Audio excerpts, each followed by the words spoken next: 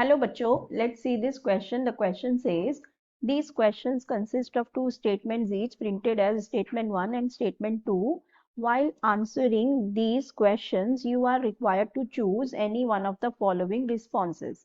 And these are the responses. The statement 1 says, if tx square minus y square and py orbitals come closer together along z-axis, they can form pi bond by sideways overlapping. Statement 2 says both orbitals do not have electron density along z-axis. सो देखो यहाँ पे हमें दो statement दी हुई है, फिर इस statement के रिगार्डिंग हमें यहाँ पे रिस्पॉन्स में से हमें सेलेक्ट करना है। ठीक है, तो पहले हम दोनों स्टेटमेंट्स देख लेते हैं। स्टेटमेंट 1 हमसे ये कह रही है कि if tx square minus Y square and py orbitals come closer together along z axis they can form pi bond by sideways overlapping। ठीक है, तो सबसे पहले हम D X square minus Y square और पी वाई को करके देख लेते हैं ओवरलैपिंग होती है क्या, अगर होती है तो पाई बॉन्ड फॉर्म होता है क्या। ठीक है, तो हमारे पास है D X square minus Y square and P Y orbital. ठीक है, सो जो हमारा D X square minus Y square होगा वो किस तरह से होगा, ये इस तरह से हो जाएगा।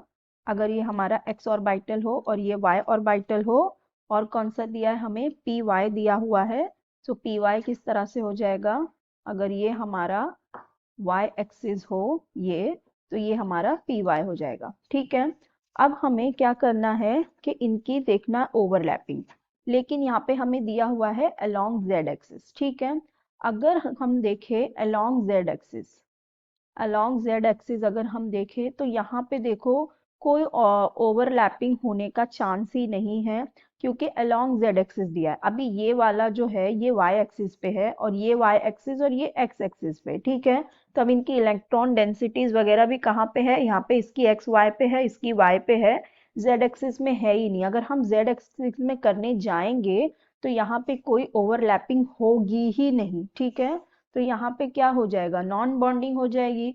तो नॉन बॉन्डिंग हो गई, इसका मतलब कि यहाँ पे कोई ओवरलैपिंग ही नहीं होगी, साइडवेज ओवरलैपिंग होगी नहीं, और यहाँ पे बॉन्ड पाई बॉन्ड का फॉर्मेशन होगा ही नहीं। ठीक है, पाई बॉन्ड का फॉर्मेशन भी नहीं होगा, क्योंकि यहाँ पे ओवरलैपिंग ही नहीं होगी अलोंग जेड एक्सिस। ठीक है, सो इसका मतलब जो हमारी स्टेटमेंट 1 दी हुई है ये बिल्कुल ही रॉन्ग है, फॉल्स है।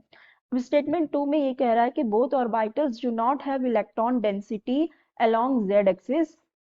तो यस, ये स्टेटमेंट बिल्कुल ही सही है, ट्रू है। दोनों ही ऑर्बिटल में अगर हम देखें तो यहाँ पे इलेक्ट्रॉन डेंसिटी कहाँ है, अलोंग वाई एक्सिस है, और यहाँ पे इलेक्ट्रॉन डेंसिटी कहाँ है, along X axis, along X axis and Y axis है। ठीक है, तो एक्स जेड एक्सिस के अलोंग तो कहीं पे इलेक्ट्रॉन डेंसिटी है ही नहीं, तो ये स्टेटमेंट 2 बिल्कुल करेक्ट है। तो मतलब हमारी फर्स्ट स्टेटमेंट फॉल्स है और सेकेंड वाली करेक्ट है। तो हमारा कौन सा रिस्पॉन्स सही होगा, that is statement 1 is false but statement 2 is true. तो हमारा करेक्ट ऑप्शन हो जाएगा option B. So I hope you understood it well. Best of luck, thank you.